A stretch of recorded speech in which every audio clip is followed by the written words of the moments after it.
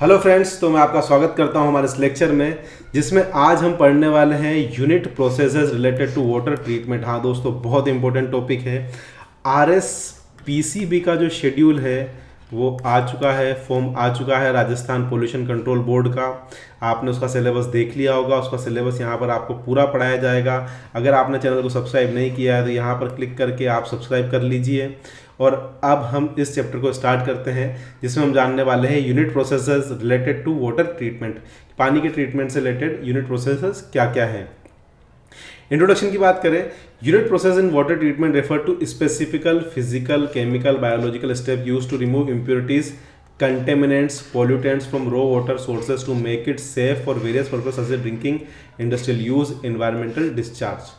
तो जो हमारे पास किसी भी रिजर्वायर सोर्स में पानी है, उस पानी को हमें अगर यदि पीने योग्य बनाना है, जो भी सिविल इंजीनियरिंग पढ़े हैं, जिन्होंने एनवायरमेंटल इंजीनियरिंग पढ़ी है, पब्लिक हेल्थ इंजीनियरिंग पढ़ी है, उन्हें अच्छे से पता होगा कि इसको बहुत सारे प्रोसेस से गुजरना पड़ता है। पानी को जब वो आपके घरों के अंदर पानी जब आता है तो उसको डिफरेंट प्रोसेस से उस पानी को गुजरना पड़ता है, ताकि उसके अंदर से जो इम्प्योरिटीज़ हैं, जो कचरा है, जो कंटेमिनेंट्स हैं, जो कीटाणु हैं, जो पोल्यूटेंट्स उसके अंदर घुले गए हैं, वो सारे के सारे उससे रिमूव हो जाएं और आपको रो वाटर जो कि क्वालिटी जिसकी अच्छी हो, जिसका पीएच मेंटेन हो, जिसके अंदर बायोलॉजिकली वो अच्छा हो, ऐसा पानी आपको पीने के लिए, इंडस्ट्रियल यूज़ के लिए, एनवायरनमेंट में डिस्चार्ज करने के लिए पानी आपको मिले।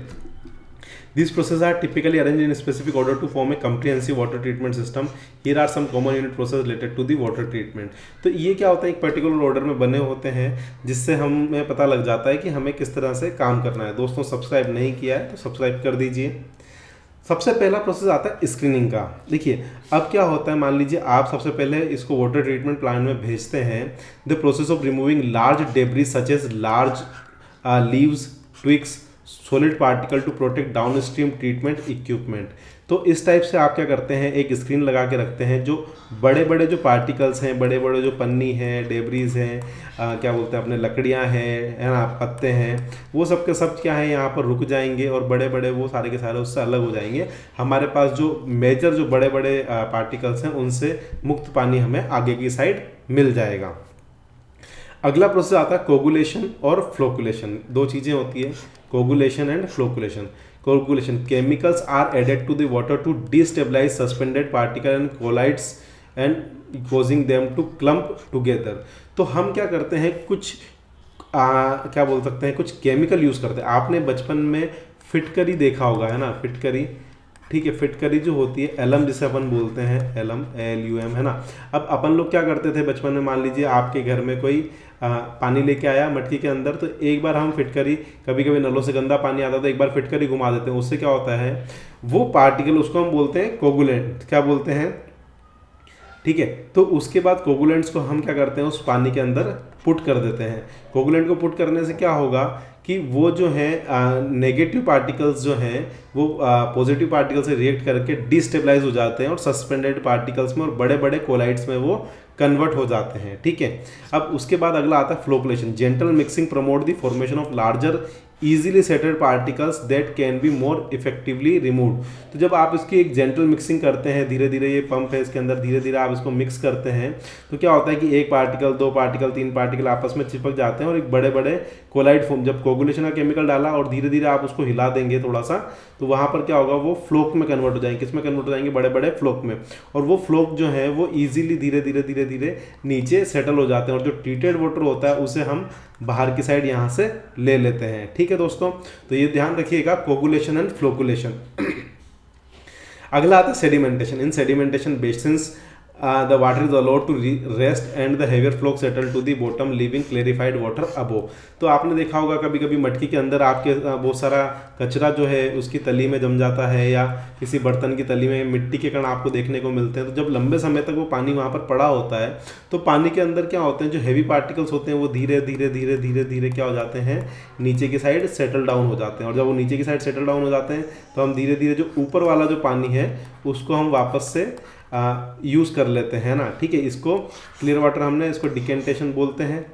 तो यहाँ पर हम लोग इस टाइप से सेडिमेंट यहाँ पर हमारा जम जाएगा, सेडिमेंट से अलग जो पानी है उसको हम रिमूव कर लेंगे। अगला आता है फिल्ट्रेशन।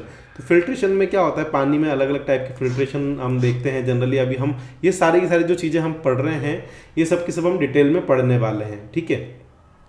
तो फिल्ट्रेशन में हमारे पास दो प्रोसेस हम जनरली पढ़ते हैं, उसमें पहला आता है आपका रैपिड सैंड फिल्ट्रेशन, दूसरा आता है slow sand filtration. Rapid sand filtration में water passes through bed of sand which trap smaller particle remaining flocs and micro organisms.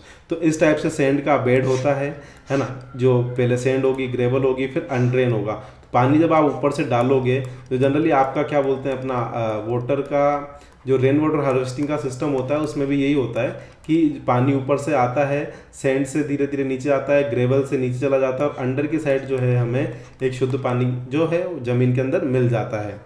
अब स्लो सैंड फिल्ट्रेशन में क्या होता है, biological layer develop on the top of the sand bed adding in the removal of particles and pathogens. अगर हम यहाँ पर एक बायोलॉजिकल मेम्ब्रेन की अगर हम एक लेयर लगा देते हैं तो यहाँ पर क्या होगा कि ये पानी थोड़ा सा जो है इसकी फिल्ट्रेशन की जो रेट है वो थोड़ी सी धीरे हो जाएगी, लेकिन उससे फ़ायदा क्या होगा, जो उसके अंदर पैथोजेंस हैं है ना, जो उसके अंदर बोल सकते हैं कि कीटाणु हैं, जीवाणु हैं, उनको वो निकाल देगा, ठीक है। इस प्रोसेस को हम फिल्ट्रेशन नाम देते हैं। अगला आता है डिसइंफेक्शन। अब जो पानी है उसके अंदर कुछ ना कुछ कीटाणु जीवाणु अवेलेबल हैं तो हम डिफरेंट टेक्निक्स के थ्रू उसका डिसइंफेक्शन करते हैं। उसके अंदर हम लोग क्या करते हैं कि उस पानी के अंदर जो कीटाणु वगैरह हैं वो सब मर जाएं। तो पहला आता है क्लोरिनेशन। क्लोरीन और chlorine compounds are added to kill bacteria and disinfect the water. तो हम क्या करते हैं कि कुछ पानी में क्लोरीन से रिलेटेड जो है, क्लोरीन को हम पर्टिकुलर एक पार्ट्स में बंद करके उसके अंदर क्लोरीन को फ्लो कर देते हैं, जिससे क्या होता है कि जो बैक्टीरिया हैं वो सारे के सारे मर जाते हैं। दूसरा होता है अल्ट्रावायलेट डिसइंफेक्शन।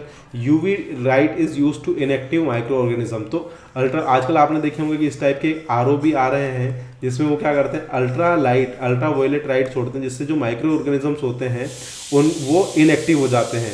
अगला आता है ozonation. Ozone gas is injected into the water to destroy bacteria and organic contaminants. तो हम लोग क्या करते हैं, पानी के अंदर ओजोन लेयर जो है, ओजोन हवा जिसे हम बोलते हैं, ओजोन गैस जो है पानी के अंदर डालते हैं। ये क्या होती है, एक तरह से बोल सकते हो आप इसको तीव्र मतलब बैक्टीरिया को किल करने में ये काम आती है। तो उससे उसके अंदर जो पानी के अंदर जो बैक्टीरिया हैं और ऑर्गेनिक कंटेमिनेंट्स हैं वो सारे के सारे से डिसइंफेक्ट हो जाता है। अगला है एब्सॉर्प्शन। एब्सॉर्प्शन में क्या होता है, अब जैसे आपने इसके अंदर अलग अलग टाइप के आर आते हैं कि एक्टिवेटेड चारकोल की हमारे पास टेक्नोलॉजी है, आपने सुना होगा। तो कुछ एक्टिवेटेड कार्बन होते हैं commonly use to observe organic compound taste and order causing substance can certain chemicals. तो ये क्या करते हैं, कुछ कार्बन्स जो हैं ये इस पानी के अंदर जाते हैं और धीरे धीरे जो उसके अंदर अलग अलग टाइप के कंपाउंड्स हैं जिससे टेस्ट खराब होता है, ओडोर आती है, कुछ सब्सटेंस हैं, कुछ पर्टिकुलर केमिकल्स हैं, उनको वो क्या करता है, उनको अब्जॉर्व कर लेता है, फिर हम उसको बाहर निकाल लेते हैं और उसके बाद उसका जो पानी है वो और ज़्यादा थोड़ा सा शुद्ध हो जाता है।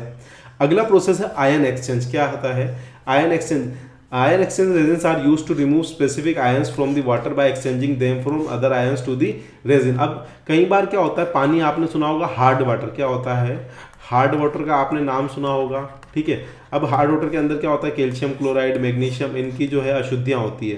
तो इसके कारण हम क्या करते हैं, इसके अंदर एक न्यूट्रलाइजेशन जो न्यूट्रल होता है सोडियम क्लोराइड को मिक्स करते हैं, क्या करते हैं, और इधर से अपने पास आ रहा है hard water.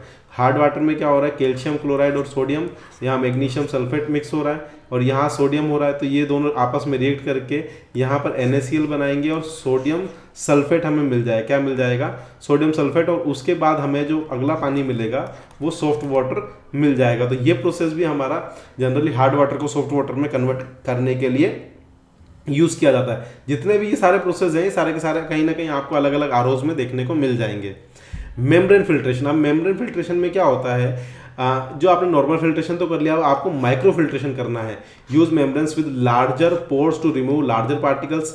Ultra filtration utilize smaller pores membrane to remove smaller particles and microorganism. Nanofiltration and reserve osmosis. जो आरओ, जिसे आरओ की फुल फॉर्म क्या होती है, रिवर्स ऑस्मोसिस। क्या होती है, REVERS, रिवर्स ऑस्मोसिस, है ना, जो अपन करते हैं ना आरओ।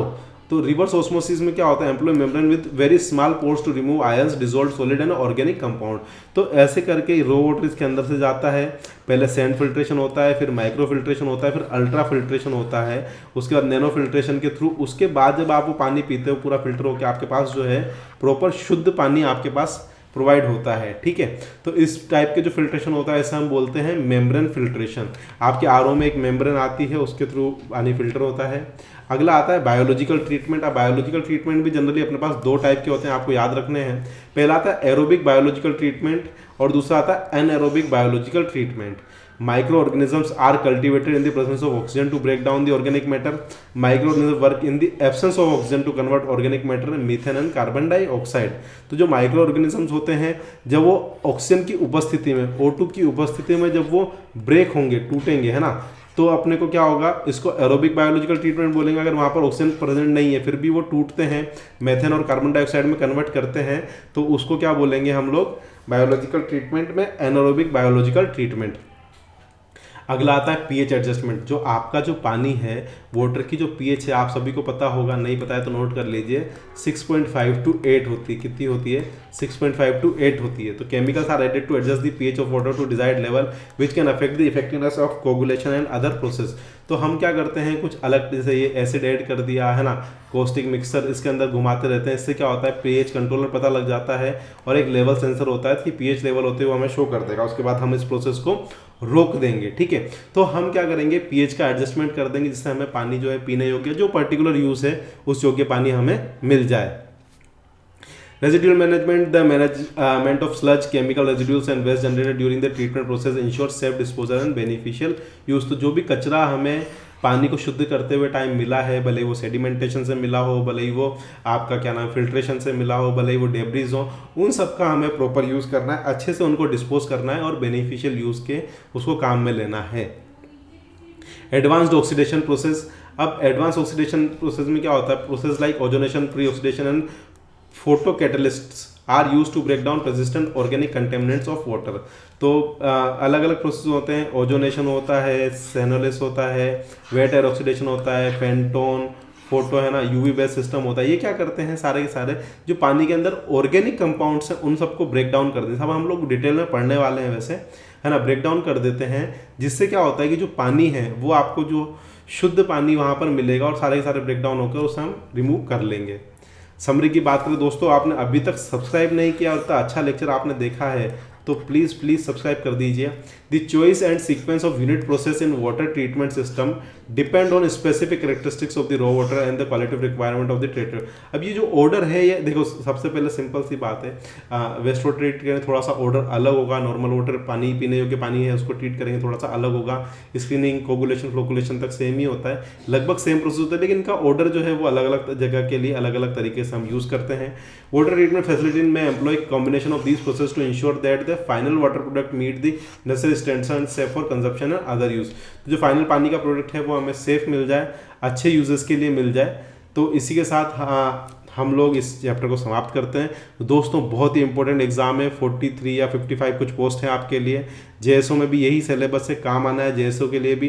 तो आप लोग सब्सक्राइब कर दीजिए। मिलते हैं नेक्स्ट लेक्चर में। Thank you so much. और ऐसे ही वीडियो के लिए आप सब्सक्राइब करते रहें जिससे मुझे मोटिवेशन मिलता रहेगा। Thank you so much. मिलते हैं नेक्स्ट लेक्चर में। Thank you.